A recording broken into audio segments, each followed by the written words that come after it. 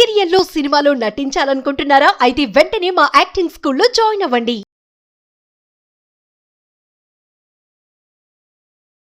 నమస్తే రామ్ సార్.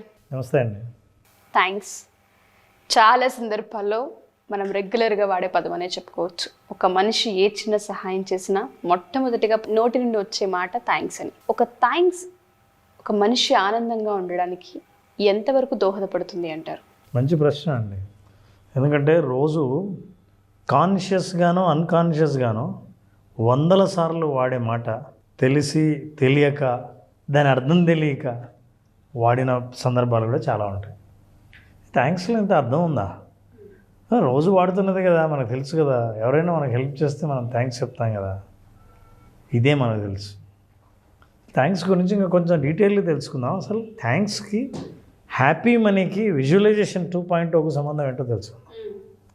ఎందుకంటే visualisation 2.0 happy money concentrate చేసింది ఏంటంటే వస్తు సంపద, దాంతోపాటు పీస్, ఒక శాంతి, సంతోషం ఎలా పొందుతాం. హ్యాపీ మనీ అంటే అదే. ఆ హ్యాపీనెస్కి థ్యాంక్స్కి సంబంధం ఏంటి అని ఎలా అసలు? There is one small theory ఏంటంటే, ఎందుకు చాలామంది గ్రాటిట్యూడ్ అంటుంటారు, థ్యాంక్స్ అంటుంటారు. ఒక్క సెంటెన్స్ వింటే దాని ఇంపార్టెన్స్ అంటే మనకు తెలుస్తుంది. మోర్ యు ఆర్ థ్యాంక్ఫుల్, మీరు ఎప్పుడైతే థ్యాంక్ఫుల్గా ఉంటారో, ఎంత థ్యాంక్ఫుల్ అయితే అంత మీరు రిసీవ్ చేసుకుంటారు, అంత మీరు పొందుతారు అని. తెలుగులో ఏమంటారు థ్యాంక్స్ అంటే? ధన్యవాదాలు. ధన్యవాదాలు. ఇది ధన్యవాదాలు అని. కృతజ్ఞతను తెలియజేసేటప్పుడు వాడే భాష ధన్యవాదాలు అని. కానీ థ్యాంక్స్ అంటే కృతజ్ఞత కాదు. కృతజ్ఞతను మనము వ్యక్తపరచడానికి వాడే భాష ధన్యవాదాలు. గ్రాటిట్యూడ్ని మీరు ఎక్స్ప్రెస్ చేయాలనుకుంటే మీరు వాడే లాంగ్వేజ్ థ్యాంక్స్. యాక్చువల్గా అయితే థ్యాంక్స్ అది, ఆ థ్యాంక్స్నే ధన్యవాదాలు అంటారు. ఈ ధన్యవాదాలు అనే అంశం మీద మనం పెద్దగా సీరియస్గా పట్టించుకోలేదు. దీని ప్రభావం ఎలా ఉంటుంది, మనం ఎలా వాడుతున్నాం, ఎప్పుడు వాడుతున్నాం, వాడుతున్నప్పుడు ఎలా ఫీల్ అవుతున్నాం అన్నది చాలా ఇంపార్టెంట్. అందుకే మనం పవర్ ఆఫ్ థ్యాంక్స్ తెలుసుకోవాలి. థ్యాంక్ యూ అన్నప్పుడు ఎంత పవర్ఫుల్గా ఉంటుందంటే విల్ జస్ట్ ఎక్స్పీరియన్స్ ఆల్సో. ఇప్పుడు ఎవరైనా ఐ లవ్ యూ చెప్పడానికి, నేను నిన్ను ప్రేమిస్తున్నాను అని చెప్పడానికి భావనలో తేడా ఉందండి. ఉంది సార్.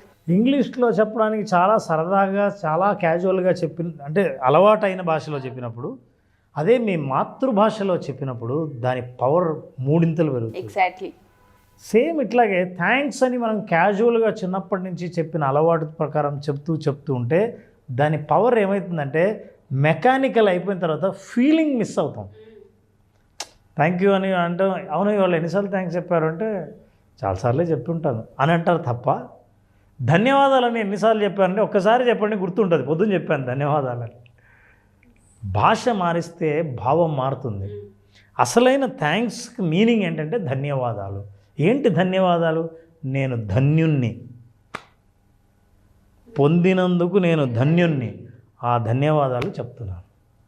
అయితే ధన్యుణ్ణి అని అన్నప్పుడు ఇనఫ్, ఐ గాట్ ఇట్ అని, ఎప్పుడైతే ఐ గాట్ ఇట్, నేను పొందాను అని అన్నప్పుడు ఆ సంతోషం ఉందే, ఆ సంతోషం అన్న ఎమోషన్ ఫీల్ కాకపోతే మీ థ్యాంక్స్ వేస్ట్. అది సేవ కావచ్చు, వస్తువు కావచ్చు, ఆనందం కావచ్చు, ఎమోషన్ కావచ్చు, డబ్బు కావచ్చు, ఏదైనా సరే దానికి కాను. దీన్ని మనం ఎలా భావించాలి? యాక్చువల్గా ఈ ధన్యవాదాలని కరెక్ట్గా అర్థం చేసుకుంటే thanks will shift your attention from lakh to abundance. ఎప్పుడైతే మీరు ధన్యవాదాలు అని అన్నారో, నేను ఇక్కడ ఇంగ్లీష్ కాబట్టి ఇంగ్లీష్లో చెప్పాను, నేను మీకు తెలుగులో చెప్తున్నాను. ధన్యవాదాలని ఎప్పుడన్నారో ఏదో లేదన్న భావం నుంచి అరే ఉందే అన్న భావన కలుగుతూ, ఆ భావన కలుగుతుంది. యాక్చువల్లీ కావాల్సింది మనకు అదే ఎమోషన్. విజువలైజేషన్లో మీరు ఏదైనా పొందారు అన్న భావన చాలా ఇంపార్టెంట్. ఆ భావన లేకుండా నోటితో నాలుకతో మాత్రమే చెప్పే ఏ అఫర్మేషన్ అయినా useless. It is not what you are asking, but it is what you are is very important. మీరు ఏం అడుగుతున్నారు కాదు, మీరేంటి అన్నది చాలా ఇంపార్టెంట్. ఏమంటే మనందరికీ తెలుసు opera Winfrey, very popular anchor. ఆవిడ ఎంతోమందిని గొప్ప గొప్ప వాళ్ళని వాళ్ళ జీవితంలో సాధించిన వాళ్ళందరినీ ఇంటర్వ్యూ చేసింది. అప్పుడు ఆవిడ ఏం చెప్తుంది? The single greatest thing that you can do change your life today would be to start being grateful. దానికి చాలా గ్రేట్ఫుల్గా ఉండాలి. మీరు గొప్పగా భావించాలి. ఎలా? For what you have right now, ఇప్పుడు ఉన్నదానికి మీరు చాలా గొప్పగా ఉండాలి, గొప్పగా భావించాలి. And the more grateful you are, the more you get. మీరెంత అయితే ధన్యవాదాలు తెలియజేస్తారో, గొప్పగా భావిస్తారో అంత మీరు పొందుతారు అని. ఎందుకంటే అలా భావిస్తున్నప్పుడు భావన అనేది ఇంపార్టెంట్ కాబట్టి ఆ భావన ఉంటుంది. కాబట్టి మనం ఈరోజు ఒక ప్రాసెస్ చెప్దాం వాళ్ళకి. Is a very very popular Hollywood actor, is a Denzel Washington. చాలా సినిమాలు ఈ పాటికి ఇతను చూస్తూనే గుర్తుపడతారు. అది ఏమిటంటే say thank you in advance. In advance చెప్పడం ఏంటంటే నాకు హోప్ పెరిగింది. ఇప్పుడు ముందే రాబోయేదానికి నేను ధన్యవాదాలు. కానీ ఇంతవరకు మన ధన్యవాదాలు ఏవి? మీరు ఏదైనా ఇస్తే థ్యాంక్స్, వచ్చిన తర్వాత thanks for what is already yours. రాబోయేది ముందుగానే మీదని భావించి చెప్పేదే ధన్యవాదాలు. దీంట్లో ఇంత మీనింగ్ ఉంది. అయితే ఎవరైనా సరే దీని పవర్ అర్థం చేసుకోవాలంటే వాళ్ళ మాతృభాషలో దీన్ని వాడాలి. ధన్యవాదాలు అన్నప్పుడు కాన్షియస్, బాడీ, సెన్సెస్, ఎమోషన్స్ అన్నీ యాక్టివేట్ అవుతాయి. థ్యాంక్స్ అన్నప్పుడు ఇట్లా చూసి థ్యాంక్స్ అంటా, ఇట్లా చూసి థ్యాంక్స్ అంటే థ్యాంక్స్ అని అంటాం. మామూలుగా చాలా రొటీన్ అయిపోతుంది. ఒకవేళ ఇది రొటీన్ అయిపోయినా మీరు మళ్ళీ భాష మార్చాల్సి వస్తుంది. సో ధన్యవాదాలు అని ఎలా చెప్పాలి, దాన్ని మనం సంపూర్ణంగా అర్థం చేసుకుంటే అండి, ఈ ధన్యవాదాలు అనేది thank you in advance for the abundance of opportunities. నాకు అద్భుతమైన రాబోయే అవకాశాలకు నేను ఇప్పుడే మీకు ధన్యవాదాలు. That are coming my way. నా మార్గంలోనే వస్తున్న నా అవకాశాలకు ముందుగానే నా ధన్యవాదాలు. ఇది థ్యాంక్స్ అండి. కృతజ్ఞతను మీరు వ్యక్తం చేయాలంటే ధన్యవాదాలని చెప్పాలి. నాకు కృతజ్ఞత ఉందంటే ఎట్లా తెలుస్తుంది? నువ్వేం మాట్లాడలేదే, మాట్లాడి చెబితే థ్యాంక్స్ అని, అది కృతజ్ఞత అని. So now look at this. ఎలా చేయాలి? You have to practice this way. మీరు ఇలా ప్రాక్టీస్ చేస్తే అద్భుతమైన చేంజ్ ఫస్ట్ మీ బాడీలో కనిపిస్తుంది. మనం హ్యాపీ మనీలో అండి ప్రాక్టికల్గా మనిషి జీవితంలో మీరు ఏం అనుభవంలోకి తీసుకొస్తారో వాళ్ళు మాట్లాడుతున్నారు. ఏది ప్రాక్టీస్ చేస్తే వాస్తవంగా మీరు ఏ అనుభవంలోకి తీసుకొస్తారో దాన్ని మాట్లాడుతున్నారు. So look at the first step. Sit at a quiet place. ప్రశాంతంగా ఒక ప్లేస్లో కూర్చోండి. ఆ తర్వాత ఈ అమ్మాయి పోస్చర్ గమనించే ఉంటారు. Keep your right hand on the heart and then left hand over that heart. ఇవి రెండు వెరీ గుడ్. అట్లా ఇలా అంటే ఇంటూ మార్క్ లాగా కుడి చేయిని హృదయ భాగం పైన, ఎడం చేయిని దాని మీద అలాగే ఉంచిన తర్వాత క్లోజ్ యువర్ ఐస్. కళ్ళు మూసుకోండి. దాని తర్వాత సే థ్యాంక్స్ అని ఇక్కడ అన్నాం. మీరు ధన్యవాదాలు, రాబోయే నా అవకాశాలన్నిటికీ నేను ధన్యవాదాలు తెలియజేస్తున్నాను. రాబోయే అవకాశాలన్నిటికీ ధన్యవాదాలు తెలియజేస్తున్నాను అంటే అవన్నీ మీకు ఆన్ ద వే ఆపర్చునిటీస్ వస్తున్నట్లు మీరు భావిస్తూ ధన్యవాదాలు చెప్తుంటే అవన్నీ ముందే రిసీవ్ చేసుకుంటాయి. థ్యాంక్స్. ఆ ఫీల్ వస్తుంటేనే గూస్ బంప్స్ వస్తున్నాయి నాకు. ఆ ధన్యవాదాలు అన్న పదానికి మామూలుగా లెక్చర్ వెయిటేజ్ ఎంతమంది వాడింటారు ఇది మన రెగ్యులర్ లైఫ్లో? చెప్పండి. కష్టం సార్. థ్యాంక్స్ అన్న పదమే లేచినప్పటి నుంచి ఒక 100 సార్లు వాడుతూ ఉంటాం, కానీ ధన్యవాదాలు అన్న పదం చాలా తక్కువ మనం వాడేది. మీకు ఆ భావన ఇవ్వాలంటే ధన్యవాదాలు అని ఈ స్లైడ్ వరకు చూసిన వాళ్ళు ఎవరైనా సరే అసలు వాళ్ళకి ఎక్స్పీరియన్స్ ఇద్దాం.